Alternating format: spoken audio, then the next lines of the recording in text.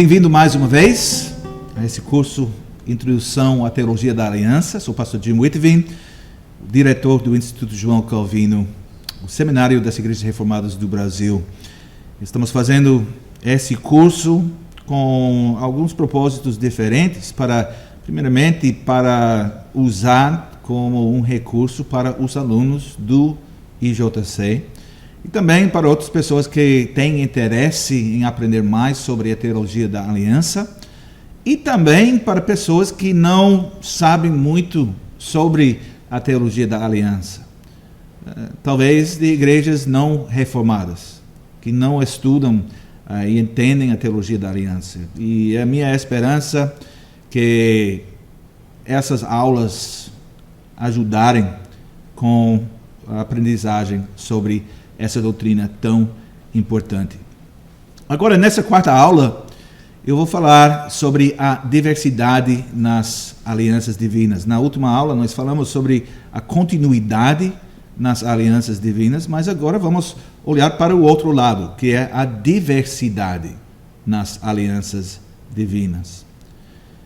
As várias alianças administradas ao longo da história não aparecem como duplicações monótonas umas das outras.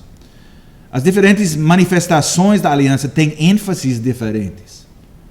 E como nós vimos na última aula, essas diferentes ênfases não eliminam a unidade da operação de Deus nesses pactos. E podemos falar sobre alianças individuais, a aliança com Noé, por exemplo, a aliança com Abraão, a aliança com Davi. Ou podemos falar da aliança no singular, falando sobre a aliança e não as alianças. Mas agora nós precisamos examinar a diversidade das alianças. Como é que esses vários pactos podem ser distinguidos? E há três distinções estruturais básicas na teologia da aliança que eu vou falar sobre nessa aula. Primeiro, a primeira distinção é entre pactos pré-criação e pós-criação. Pré-criação, antes da criação e depois da criação. Muitos teólogos, desde a Reforma Protestante, fazem uma distinção entre uma aliança entre as três pessoas da Trindade, na eternidade, e a aliança feita na história entre Deus e os homens. A primeira aliança é chamada de aliança de redenção, aliança de redenção. A segunda é chamada de aliança da graça. A primeira coisa que eu quero enfatizar aqui é que esta divisão não é uma questão confessional para nós reformados, cristãos reformados. A divisão entre aliança da redenção e aliança da graça não pode ser encontrada em nenhuma das confissões reformadas. Embora muitos teólogos reformados tenham defendido a existência de uma aliança antes da criação entre o Pai e o Filho, incluindo o Espírito Santo. O Palmer Robertson, que eu citei anteriormente, ele disse, eu vou citar ele, há um sentido de artificialidade a essa tentativa de estruturar os mistérios do eterno conselho de Deus em termos de aliança. Falar concretamente de uma aliança com termos e condições entre pai e filho antes da fundação do mundo é estender os limites da evidência bíblica além da propriedade.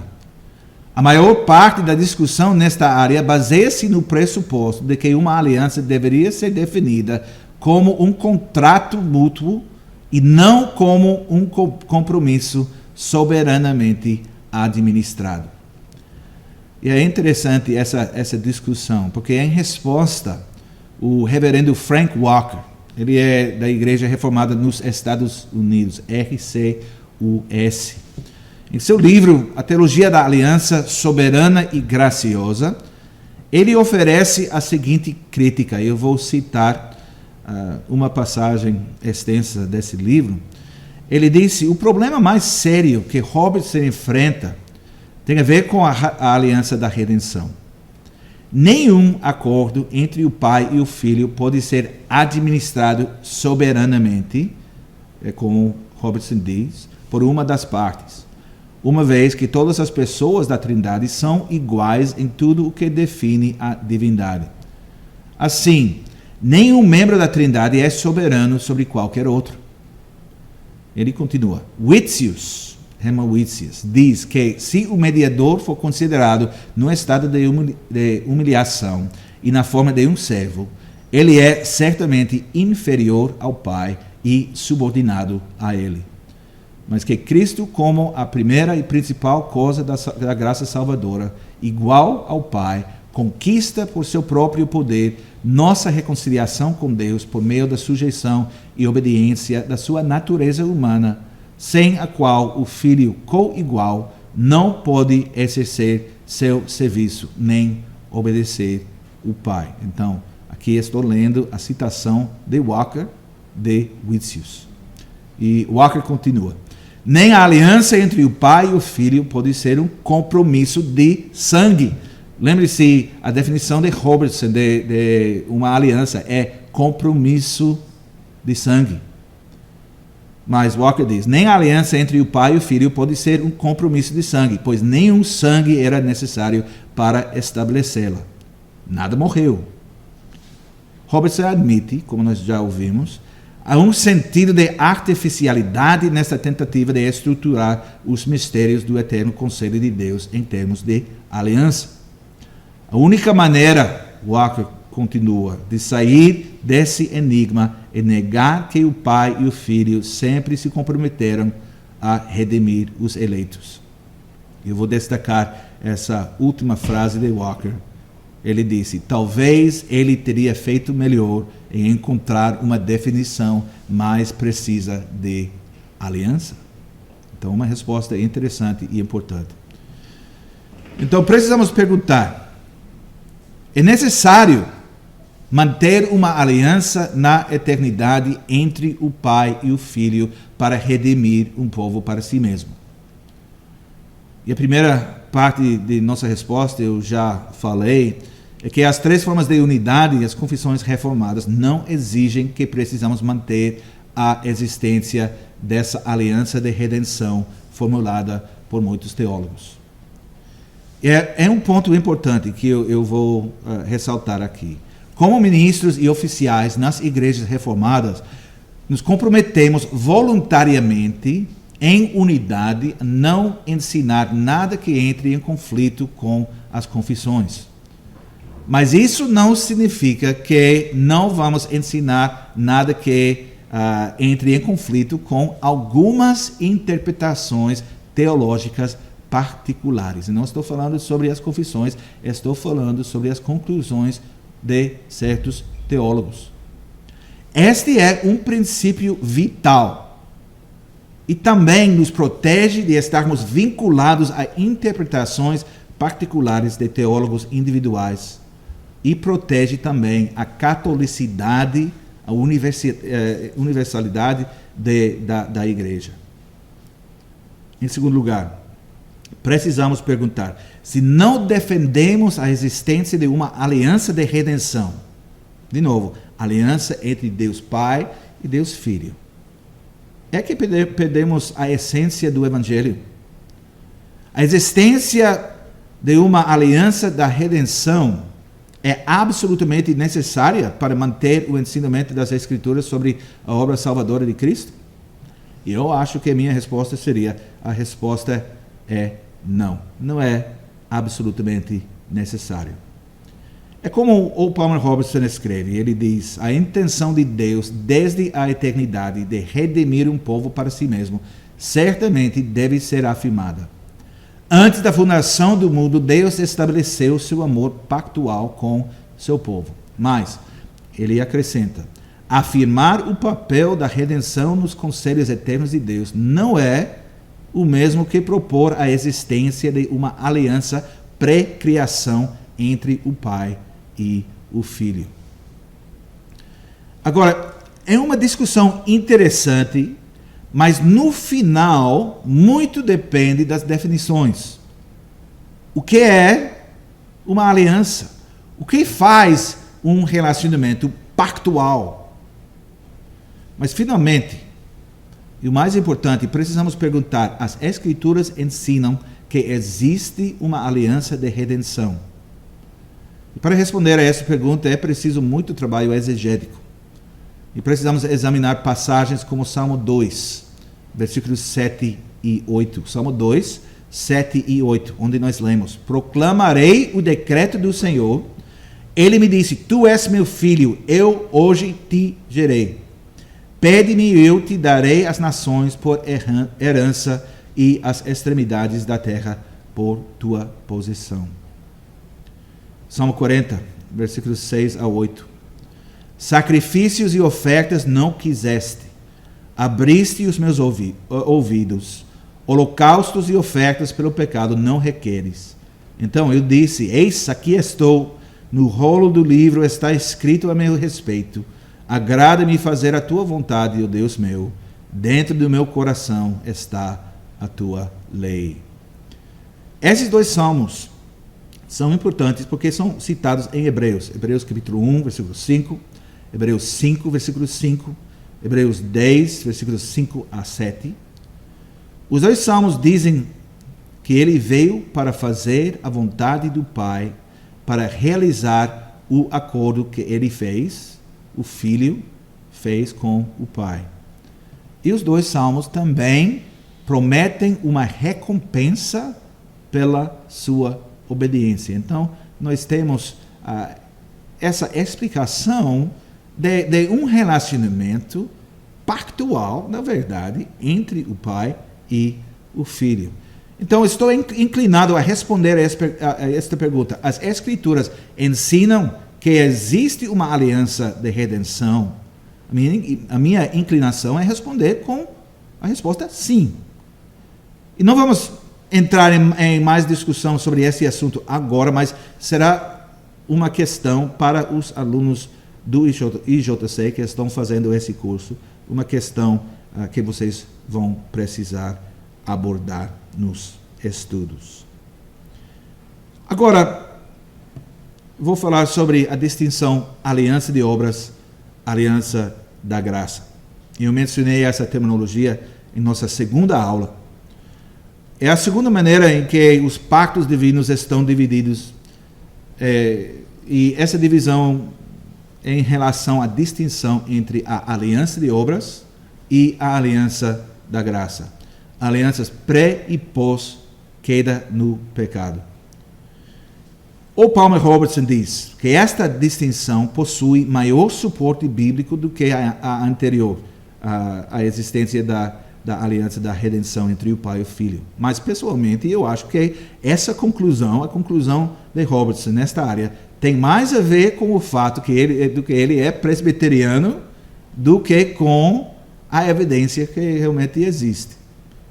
Mas isso é algo que nós podemos debater.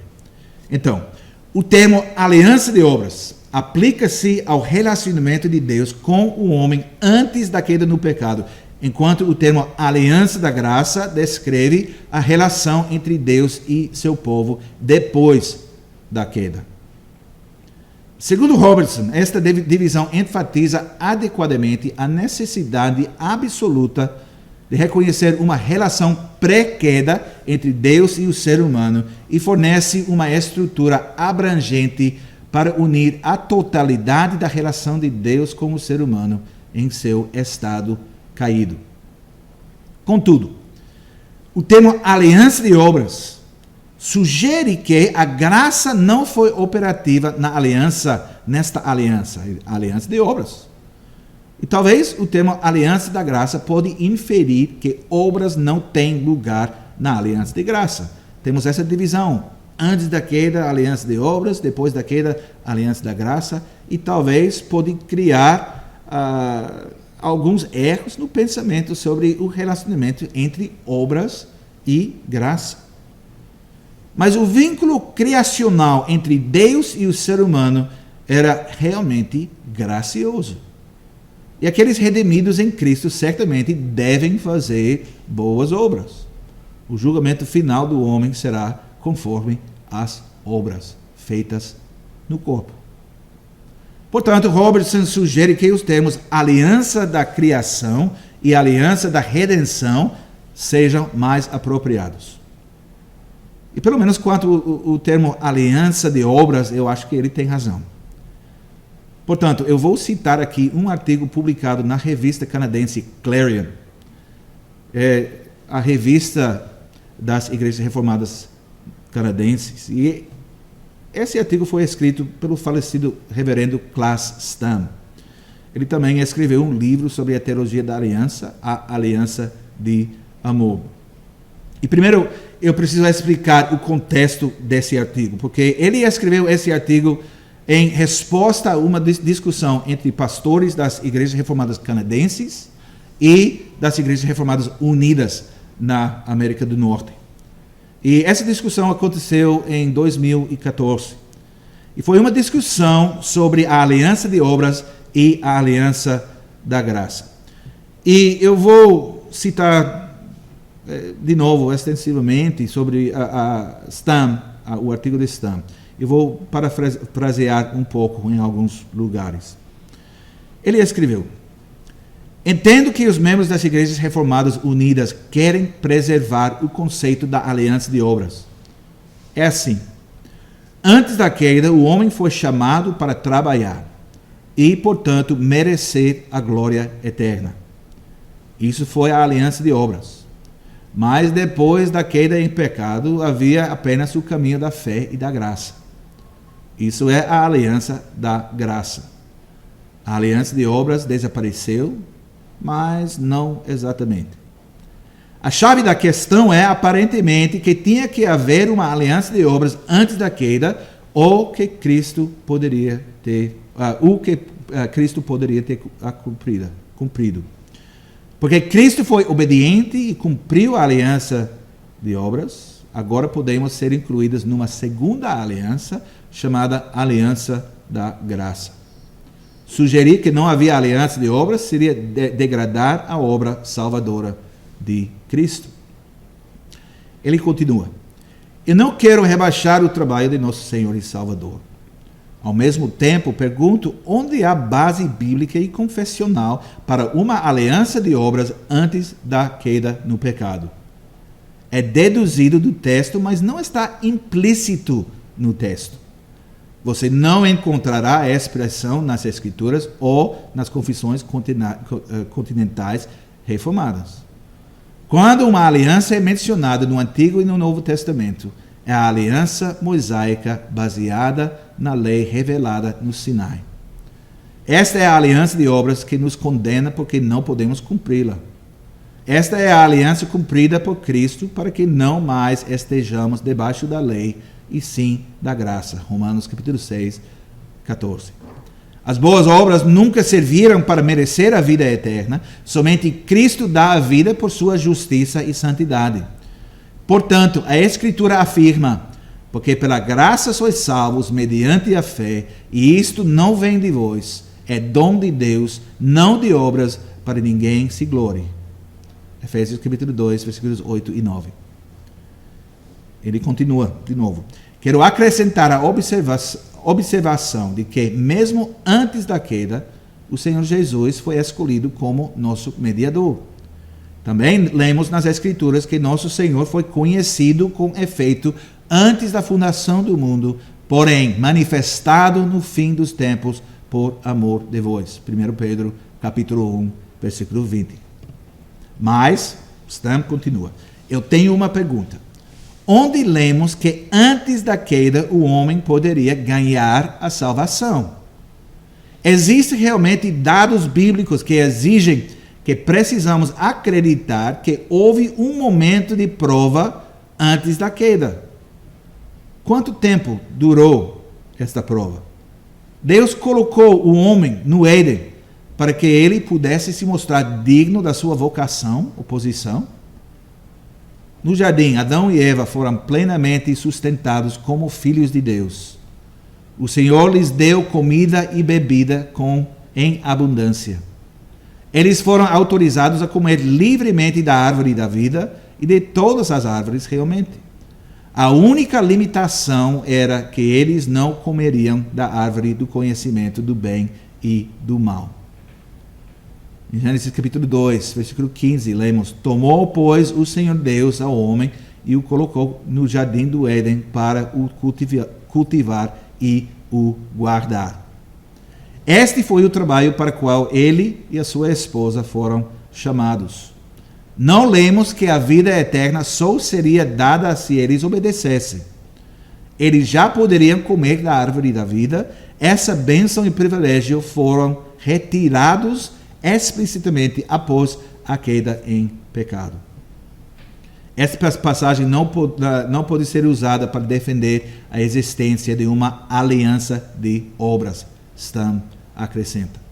A Bíblia não diz que Adão e Eva teriam merecido a vida eterna por suas obras.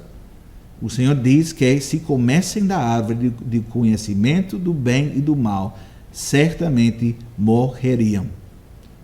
Isso significa que existe uma única obrigação nessa relação, a saber que Adão e Eva reconhecessem o Senhor Deus como soberano.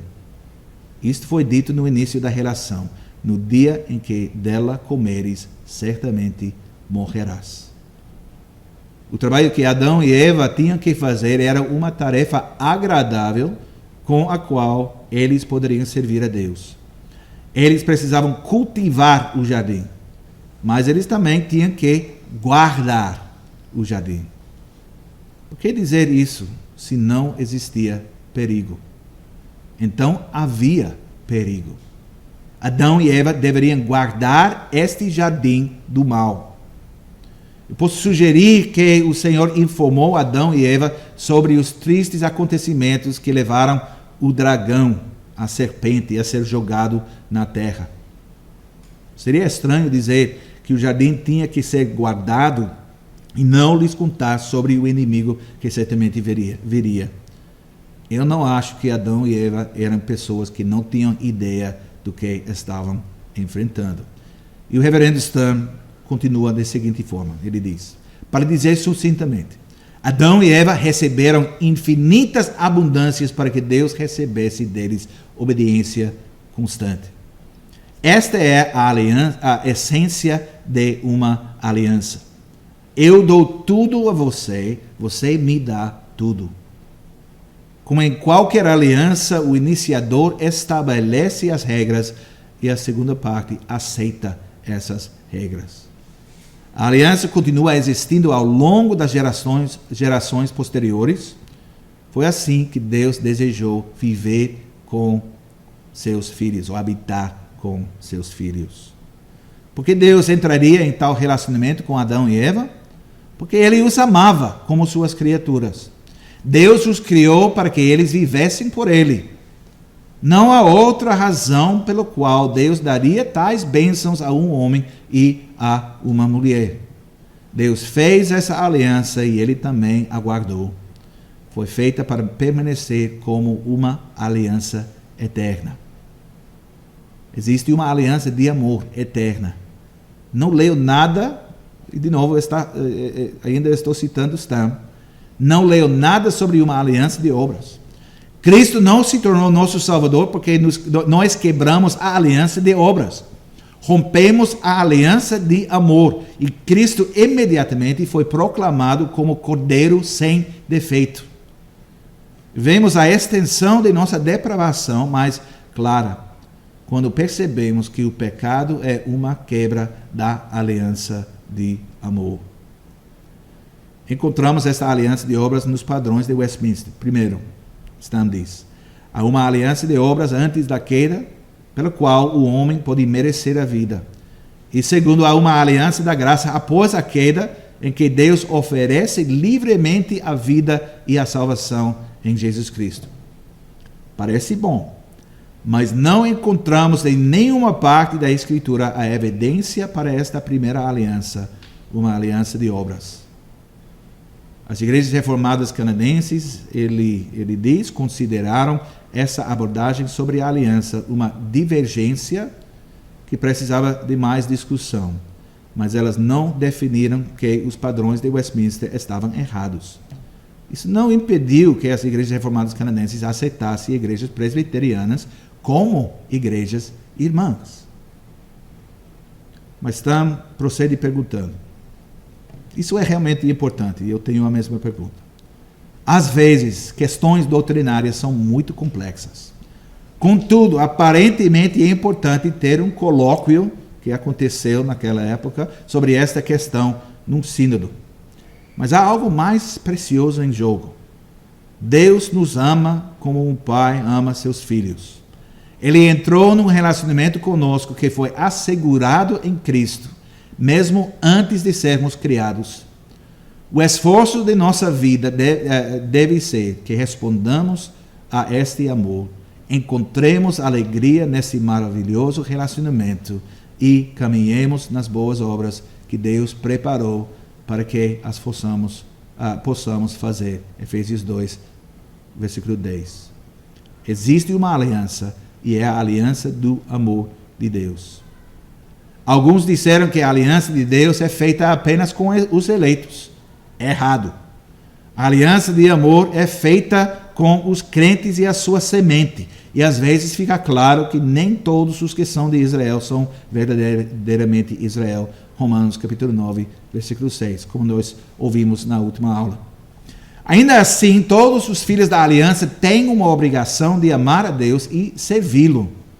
A regeneração e a fé são necessárias não como condições, mas como obrigações. As pessoas às vezes pensam que têm o direito de romper com Deus e a sua igreja. Ou para falar em termos da aliança de Deus, nunca pedi essa aliança e eu realmente não quero isso. Não quero ser membro da aliança. Alguém até acrescentou, eu nunca pedi ser batizado tampouco. Ou eu ouço alguém dizer, bem, eu professei a minha fé publicamente, mas não quis fazer isso. Eu só fiz porque era esperado de mim. Parece duro e honesto, mas acho bastante patético. Isso é Stam escrevendo, ele tinha esse jeito. Então, estou citando ele porque ele tem muitos pontos bons, mas é o jeito de falar dele. Mas acho bastante patético, ele diz. Deus não se sente magoado com as nossas patéticas proezas. Podemos quebrar a aliança, mas ainda existe. Deus nos chama de volta a ela em Cristo. Se não ouvimos, devemos ler o sermão de Jonathan Edwards sobre os pecadores nas mãos do Deus irado. Para concluir, o reverendo Stam escreve, na aliança, Deus nos mantém em sua palavra. Suas promessas são verdadeiras e permanecem verdadeiras. Portanto, devemos permanecer fiéis a Deus. A aliança não é um contrato, mas sim relacionamento. Um relacionamento precisa crescer. Pode ter bons momentos, pode ter momentos maus. É uma realidade viva e dinâmica. Deus entrou nesse relacionamento com Adão e Eva bem antes da queda. Após a queda, ficou claro que esta aliança de amor só poderia ser recuperada por meio da obra redentora de Cristo. Porque Deus amou ao mundo de tal maneira que deu o seu Filho unigênito, para que todo o que nele crê não pereça, mas tenha a vida eterna. João capítulo 3, versículo 16. Então, precisamos pensar nesta distinção da mesma maneira em que pensamos na primeira que nós já examinamos. Agora, acabei com a citação de Stam, estou voltando para minhas próprias anotações. A primeira pergunta, uma vez que nós, como pastores oficiais reformados, nós subscrevemos as três formas da unidade, não subscrevemos aos padrões de Westminster. Nós precisamos manter a existência da aliança de obras para permanecermos confessionais, fiéis às nossas confissões. A resposta a essa pergunta é não. Como o pastor Stam escreveu, não encontramos esse conceito nas nossas confissões. Então, não podemos dizer que precisamos manter essa distinção para permanecermos fiéis às confissões. A segunda pergunta é, nós perdemos algo se negamos a existência da aliança de obras. Estamos perdendo o cerne do Evangelho se não mantermos a realidade desta aliança? Eu concordo com pastor Stam e eu digo não. E a terceira pergunta é esta. E de novo, realmente, essa pergunta é a pergunta mais importante. As Escrituras exigem essa doutrina. Encontramos esta aliança de obras nas páginas da Palavra de Deus. E mais uma vez eu quero ouvir dos meus alunos uma resposta num trabalho. Então, precisamos nos perguntar quais são os argumentos a favor e contra a existência da aliança de obras. É necessário guardar essa doutrina para ser realmente reformado. Podemos dizer que os verdadeiros crentes reformados podem discordar sobre esse assunto e ainda permanecerem irmãos em plena comunhão? Eu diria sim.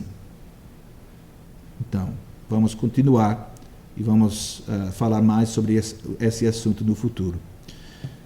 Vou concluir essa aula com uma breve discussão da última distinção entre as alianças, e essa distinção não é muito controvertida.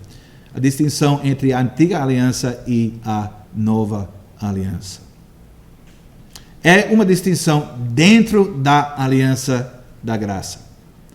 O relacionamento de Deus com o homem antes de Cristo é chamado da antiga aliança, enquanto o seu vínculo com o ser humano após Cristo é chamado de nova aliança. Esta distinção se torna proeminente nas cartas do Novo Testamento aos Hebreus, especialmente, e aos Gálatas. De uma perspectiva, existe uma antítese absoluta entre as épocas da história antes e depois da vinda de Cristo, como nós lemos em Gálatas capítulo 3, versículos 23 a 25. Gálatas 3, 23 a 25. Nós lemos nessa passagem: mas antes que viesse a fé, estávamos sob a tutela da lei e nela encerrados, para essa fé que de futuro haveria de revelar-se. De maneira que a lei nos serviu de aio para nos conduzir a Cristo, a fim de que fôssemos justificados por fé. Mas tendo vindo a fé, já não permanecemos subordinados ao aio. Mas por outro lado, um único caminho de salvação sempre esteve presente. Gálatas capítulo 3, versículos 8 e 9. Ora, tendo a Escritura previsto que Deus justificaria pela fé os gentios, pré-anunciou o Evangelho a Abraão. Em ti serão abençoados todos os povos, de modo que os da fé são abençoados com o crente Abraão. Então, conclusão. Há diversidade nas várias administrações dos pactos de Deus. Mas dentro dessa diversidade, Deus tinha um propósito único: criar um povo para este propósito. Esse propósito repetido 3 vezes no livro de Deuteronômio, mas eu vou ler de Deuteronômio capítulo 7, versículo 6, onde diz: porque tu és povo santo ao Senhor, teu Deus.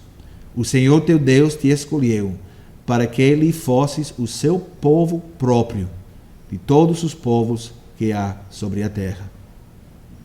Então, nós vemos aqui o propósito da aliança de Deus com o ser humano em todas as várias administrações, para ter seu próprio povo, e para escolher esse povo e para habitar com esse povo.